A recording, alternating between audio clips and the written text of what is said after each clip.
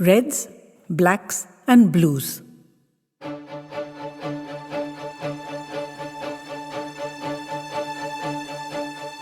In the whole batch of orange freshers, she was the only one that stood out. Red, aggressive, and angry. There was a bit of orange in her too, excitement, but mostly just the blazing red. The ribbons and swathes of color people exude are very visible to me. Frankly, I don't understand how most people can't see them. They are so self-evident to me. The blues are the calmer ones. Whites are so calm they might as well be dead. The reds, as I said, are aggressive and seething internally. And the orange, excitable, always on the cusp of discovery. Blacks and purples are violent and unpredictable. I avoid them. Best are the yellows, I suppose. Lucky beasts. Happy, contented, fulfilled. Most people have just a tinge or a small patch. Rare to see a full, flaming yellow canary. This girl was uncompromisingly red. Bold and unapologetic. Just a tinge of orange flaring on her outer margins, occasioned by being a fresher in a new environment maybe, but predominantly scarlet. I disliked her on first sight. Nothing personal, I just don't like reds. They are complex, too much stuff going on inside their heads, and they mess me up too. But there was something strange about this one. She wound me up intensely, of course. But she drew me in as much as she repelled me. I couldn't get a handle on it. I can't see my own color, so I don't know if I'm a grey. But I know I can be one. Nondescript, invisible, adjusting, in the background. She'd never see me if I didn't want her to. I followed her around for weeks. I knew where she lived. I knew who her friends were, where she went, what she did, her favorite hangouts. I knew what her parents didn't know, what her pals didn't know. I suspect I knew things she herself didn't know. I read all her patterns, overt and covert. Nothing was hidden from me. And she didn't even know I existed. After the movie, her friends left, but she stayed on. She wandered through the mall looking at things, not going into any of the shops or talking to anyone, not buying anything or eating anything. She'd done that before a few times. There was never any plan in her rambling. This was the calmest she ever got. The red faded into a gentler pink, and patches of blue blossomed all over her. Retail therapy, what do you know? But as she stepped out onto the road, adjusting the straps of her backpack on her shoulders, you could see the blue receding and the red ramping up. Usually she didn't leave so late when she was alone. It was already getting dark, and she had to walk home. I followed, in the shadows. She kept up a steady pace along the main roads, well lit by the street lights and the headlights of passing vehicles. But as she turned into the darker and quieter side streets, her tempo changed. She was hurrying now. There was no trace of the blue anymore. Her red was so hot it radiated around her like a halo. No sign of fear that I could see, but fully alert. I was concentrating so fiercely on her, I didn't see them at all till they started catcalling. "Darling," one of them called. "My sweetie, come to me, my sweetie." Another whistled. "Oh, yeah, sexy." There were blacks and purples, lost to peace and sanity. The red from her shone over them and lit up their blackness as she did her best to ignore them and stride on confidently. But the side streets were deserted, and she had to go through them to get home. She didn't break stride, but she was flaming scarlet, madder than I'd ever seen her. One of the purples got too close for comfort, and she lashed out in an angry crimson tide. Maybe she had a weapon in her hand, though I didn't see it. I saw the swift wave of bilious green fear wash over him, and then the return of the purple in a savage torrent. They lunged at her, all 5 of them, and she fought back like a virago. That's all I know. This man was a pink, brimming with goodwill, or I'd never have let him touch me. He instructed me to move my hands and legs, speaking to me in a calm, even voice. He patched up a few cuts here and there. He shone a torch in my eyes and asked me what day it was, and I said it was Wednesday. I told him the date, where I studied, and my home address. He put his firm hand on my shoulder, keeping me sitting where I was, and I could feel his steadiness leaching into me. My breath slowed, and my heart beat, and the red-hot tide of anger I'd been engulfed in slowly subsided. I could hear her talking, stumbling in her rush to get the words out. Another pink was attending to her. There were 4 or 5 of them, she said. They were whistling and calling to me. I wasn't really scared, just tense and fully focused on avoiding trouble. My house is just around the corner, so I was hurrying, hoping I'd escape. But one of them put his hand on my hair, and I completely lost my temper. I shouldn't have, I know. They told us that staying calm was very important, but I lost it. I had my keys sticking out from between the fingers of my fist, as we were taught. And I'm always ready with them this way when I walk down this dark stretch. I lashed out at him, and I think I drew blood. That accounted for the bilious green fear that I'd seen flush through him.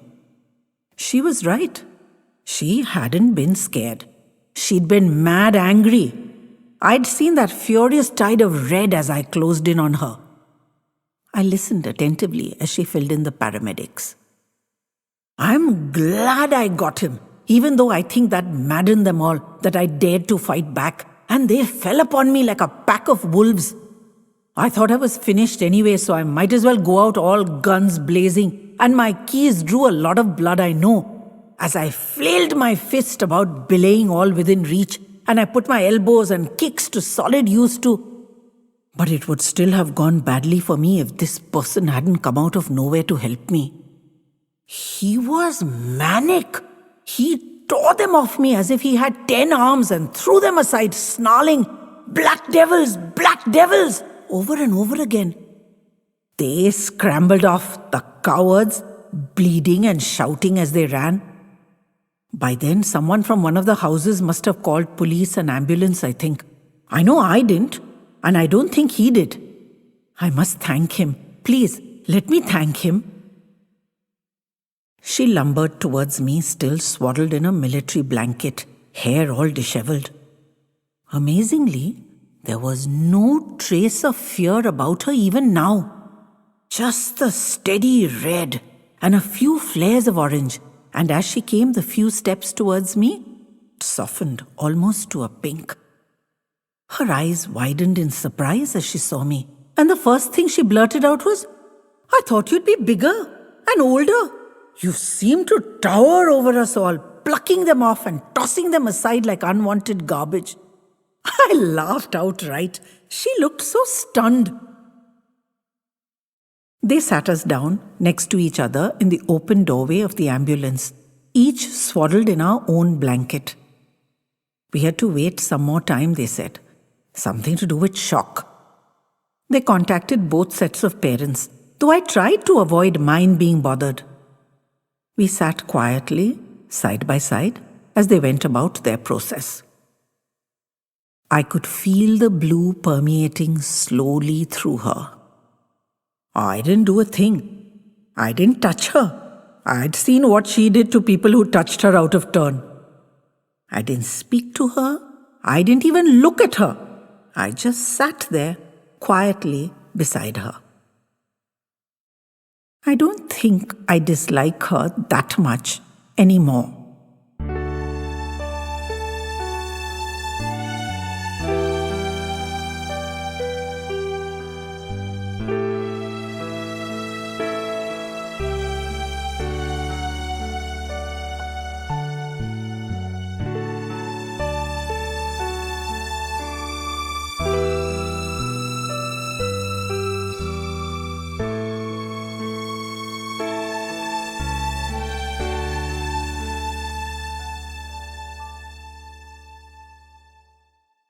The Mystery of Chicky.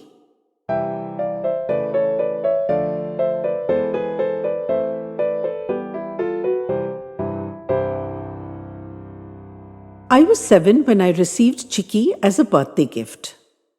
Now, don't you start about irresponsibility, and people shouldn't give living creatures as gifts to anybody, especially to kids. I know all about that. I know folks aren't always prepared to look after them, and they often get wickedly abandoned. But that wasn't the case here. First, we lived in the countryside, surrounded by every domestic animal you can think of. Dogs, of course, cats, ducks, cows, horses, chickens, and pigs. So animals were part of my life. I knew how to look after them, nurse them when they were sick, and groom them every day.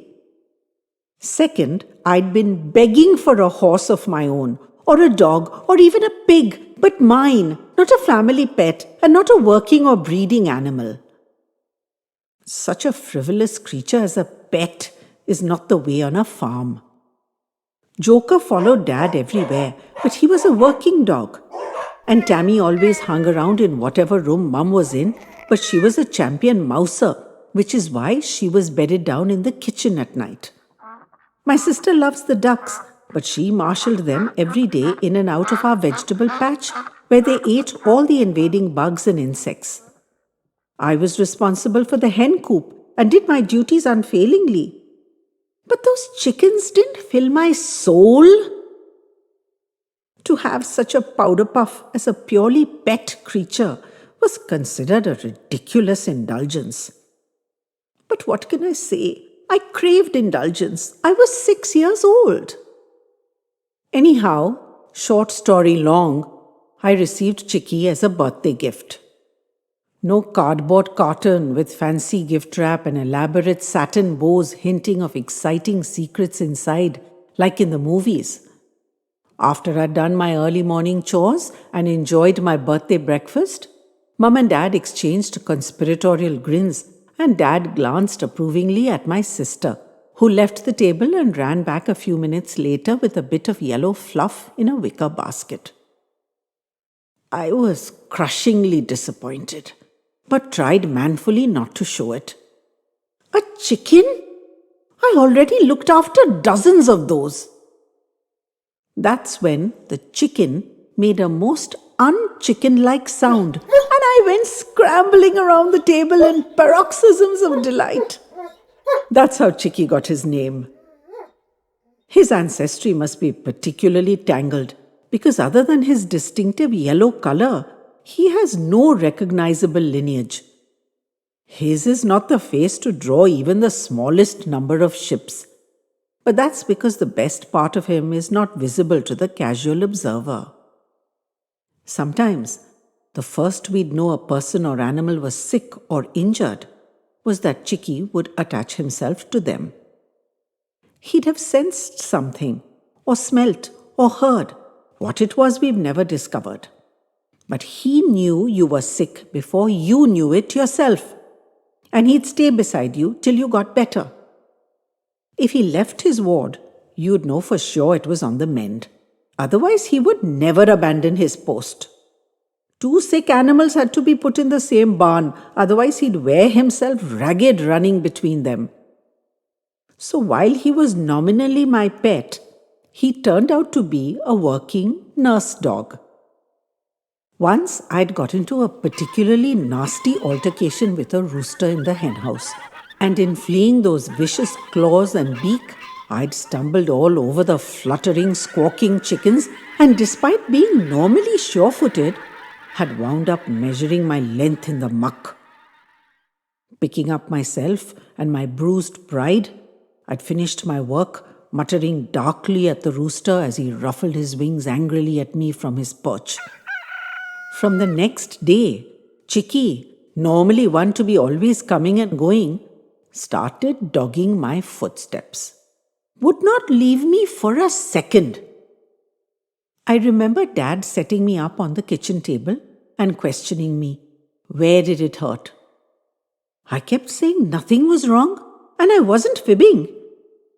Dad started examining me limb by limb, and when he reached my foot and pulled off my sturdy lace-up boot, I winced.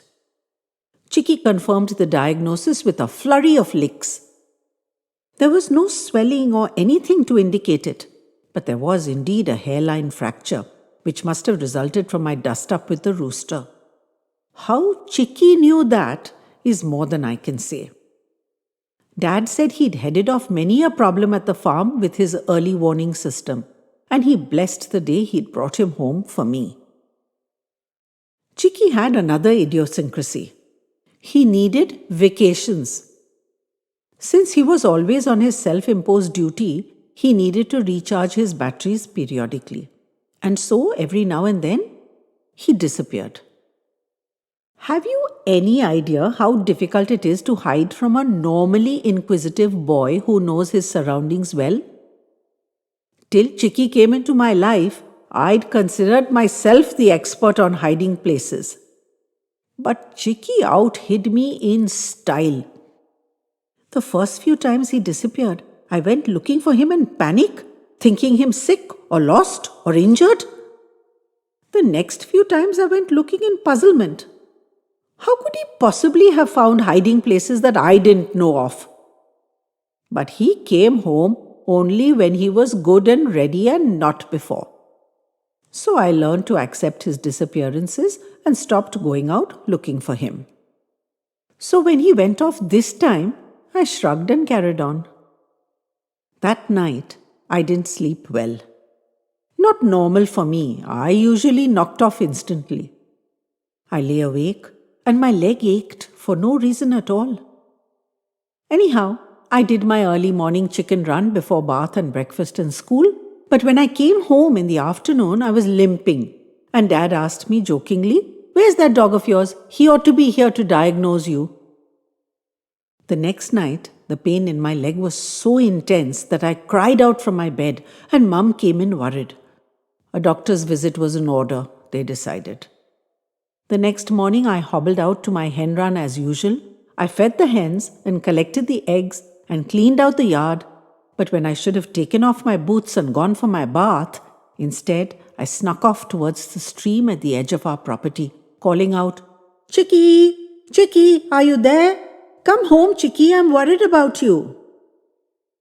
But no sign of him. I was taken to the doc, who found nothing wrong with my leg and hinted snidely that I was malingering to bunk school. Dad didn't give that theory much credence, which faith I appreciated. I got home and limped straight out towards the stream, calling for Chicky and looking high and low for him, to no effect. Yet I never thought of looking anywhere else, but only straight to the stream, as if drawn by a magnet. Long story short, I spent 4 days of searching, getting more and more agitated as I found no trace of him, while everyone mocked me for my unnecessary concern. He'd turn up, he always did. And I had 3 more nights of crying out in pain from the agony in my nothing wrong with it leg. And on the 4th day of the search, 5th of his going missing, I was beginning to worry that I should be looking elsewhere too.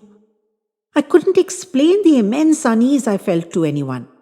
I was in a spiral of fearful helplessness, not to mention physical agony, looking wildly up and down the stream, when suddenly I spied a dirty yellow patch where I had looked 100 times before and seen nothing.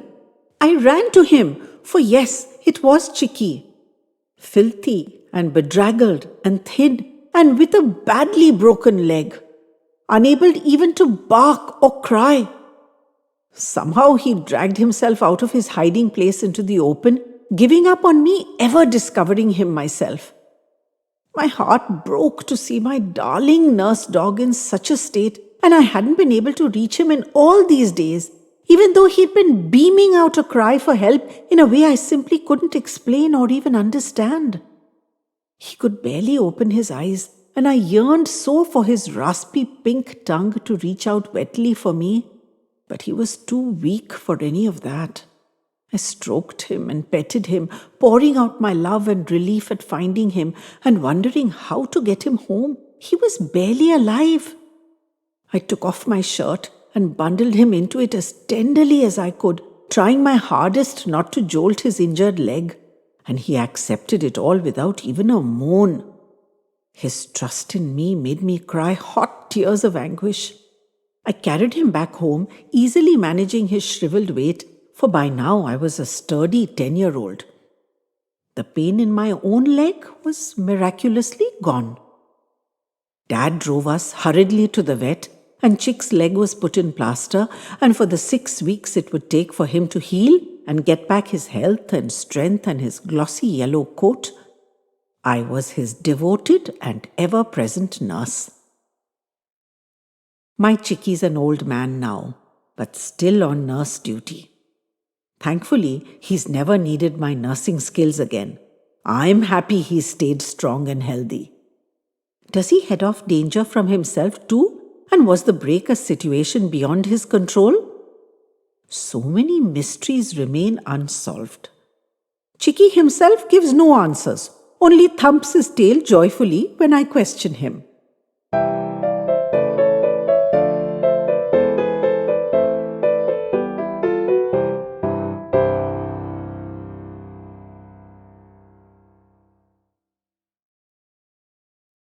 Lightning Hill.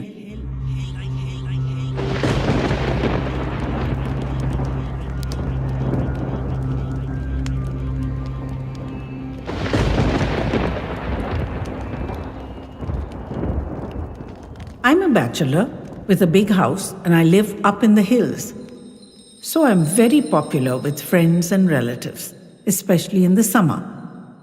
In the winter, I've noticed my popularity tends to wane.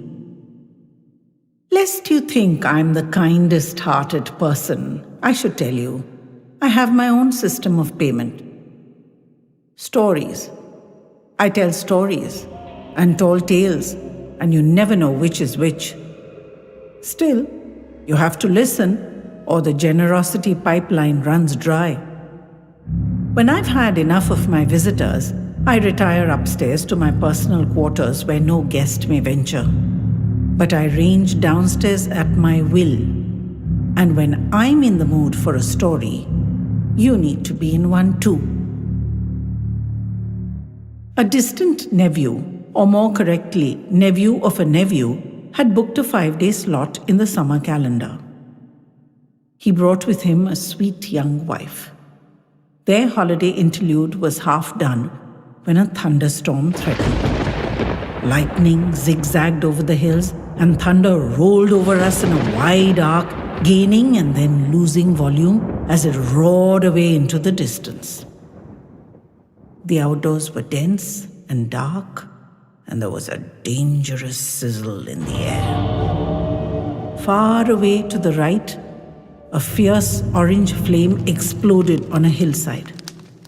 The thunder that followed was an almighty crack, as if the world was splitting in two. The girl leapt out of her chair to peer out the window. The whole hill was on fire, or enough of it to make no difference. Lightning Hill, I nodded, knowingly. She shivered slightly, eyes still fixed on the blaze. Does lightning always strike it? Indeed it does, I assured her. We are safe on these hills, but if you build so little as a haystack or so much as a mansion on that hill, it won't survive. You can cover it in a forest of lightning conductors, but come the first electric storm of the season, it will be in flames. Many have believed that there must be a solution, and they are clever enough to find it. And maybe there is. But in the decades I've been here, it hasn't been found. That hill does not intend to be conquered. It will tolerate sheep and tea, but when humans try to tame it, it fights back and shows who's boss. Oh, go on, Grandpa. They both called me that, though I wasn't Grandpa to either of them. Go on, Grandpa. You don't really believe that. Surely you don't, they harangued me. Aha! So you're skeptics. You don't believe that hills and clouds and rivers have souls that must be propitiated. That's all very well for you city kids. But up here in the mountains, things are more elemental. And there's a great deal that science can't explain. Like what? Countered the nephew. Come on, lay it on us and we'll see what we can't explain. I don't take challenges like that lightly. You will go there tomorrow when the sun is setting and experience it for yourself. But I'll tell you the story today so that you can do your darndest to resist. Then we'll know about your science and its answers. There's a big black shell of a house on that hill. It was home to a wealthy family. That hill and a few others belonged to them. They'd always lived on another hill and used this one only for growing tea or grazing. So though the lightning hits were regular and dependable, they did no major harm. There are only a few burnt-out ruins on the hill, small shelters of wood or stone abandoned when lightning took its toll. The brothers had a falling out, and the younger one decided to build a house on Lightning Hill and live there with his wife and 3 daughters. He well knew the awesome reputation of that hill, but he was a progressive man, a man of science, and was confident he would defeat it. A grand home was built with multiple levels of lightning security. Until the first storm, there was much tension. But the house handled it without a scorch, and science and technology had saved the day. The nephew and his wife looked triumphant. But the story wasn't ended yet. It was a traditional family, and younger brother was authoritarian in all matters, especially regarding his daughters. The 2 elder girls were meek and dutiful and obeyed Papaji's wishes, and life was rosy. But the youngest daughter, Bijli, had always been a rebel and strained at the yoke. Her limbs were smooth and supple like a young deer, her voice a bubbling stream full of liquid energy. Everyone loved her, for she had a ready smile and a kind heart. When she informed her father that she was in love with a boy from the village and wanted to marry him, the whole countryside trembled for her. For sound travels well in the upper reaches, and the roars that emanated from Papaji reverberated across the hills. But Bijli was a chip off the old block. If he did approve of her choice, she declared, he would watch her die an old maid, for she'd certainly not marry any other. Papaji imprisoned her in the house forthwith and commanded his wife and other daughters to make her see sense. His sense, that was. Young Bijli had only one weapon, the most extreme passive weapon in the world, and she deployed it immediately. She stopped eating. Her mother and sisters beseeched her. Papaji was headstrong. He would never give in. She was young. She would soon forget this fellow, whoever he was. Such stubbornness was unwarranted. After all, Papaji wanted what was best for her, didn't he? But Bijli was equally headstrong. She clamped her mouth shut. No words out, no food in. In 4 days, she was terribly weak. In 5, she could no longer rise from her bed. In a week, she couldn't even sit up or open her eyes and was but a wrack of her former self. Her mother and sisters now desperately pleaded with Papaji. They dragged him to her room, and he was so horrified by her appearance that he capitulated immediately. The relationship was doomed from the start. He was undereducated and poor, circumstances which can change and ideally shouldn't matter. But he was also dull and boring and had nothing to commend himself except his half-crazed devotion to Bijli. So lackluster was he that history hasn't even recorded his name. She was charming and intelligent and the most well-known personality in the hills. How could their love have endured such inequality? But Papaji's violent opposition had so got her back up that though he was right, there was now no respectful retreat for Bijli. She got her strength back and returned to normal life. One day, during a sudden summer squall, it was noticed Bijli hadn't yet returned. Worrisome, but not overmuch. It had happened before to all of them. She'd take shelter wherever she was and call when the electricity and telephone lines were restored. It's never good to be out during an electric storm, for in the expanse of the mountains, the lightning and thunder rage wicked and willful. The Nebu and wife were now silent. The wild flashes and rolls outside the windows gave credence to my remarks, and from the warmth and safety of their own relationship, they were sucked into worry about this ill-fated romance.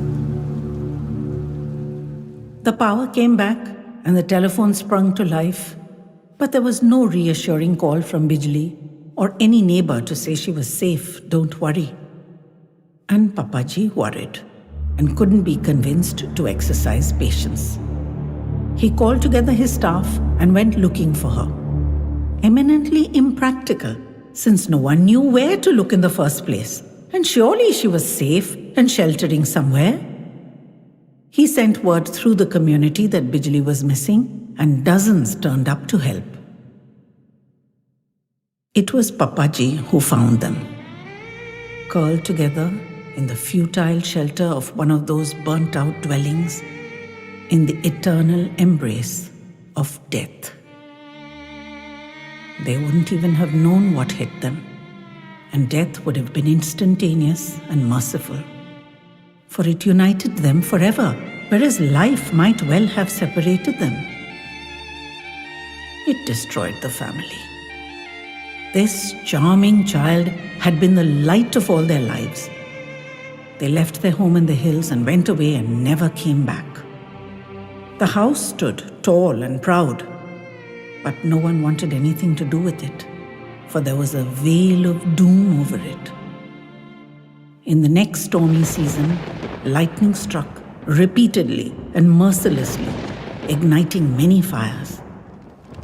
At the end of that period, the house was a blackened shell with blasted walls. And that's how it remains to this day.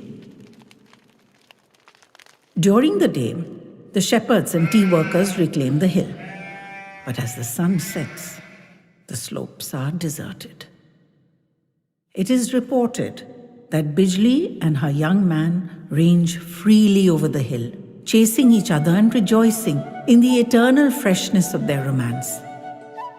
They don't like old men, so I've never visited after sunset. But they bless young lovers. Their laughter and their running footsteps are heard, now here, now there, joyfully tripping over the hill. The air is soft and sweet with the perfume of their undying devotion. Sometimes they show themselves. She always has a circlet of wild flowers in her hair. They remain eternally young, their love never waning, their pleasure in each other undiminished by time. The two young ones were huddled together. They didn't want to believe, but had got pulled into the story. I'd seen the horror in their eyes when I spoke of the couple being discovered together. The hope when I spoke of their continued presence on the hill. I pulled my old bones out of my favorite chair. I suggest you take yourselves off there tomorrow after sunset and see for yourselves. I'm eager for verification of this old story. And you too, doubters, will be my best chance. For I'm sure they will reveal themselves to you. We can discuss it over dinner. Now, it's been a long day, and unlike you young ones, I need my rest. So you'll excuse me. Good night and sweet dreams, I quote, trundling myself off upstairs, knowing full well their dreams would be anything but sweet. Dinner tomorrow night will be interesting.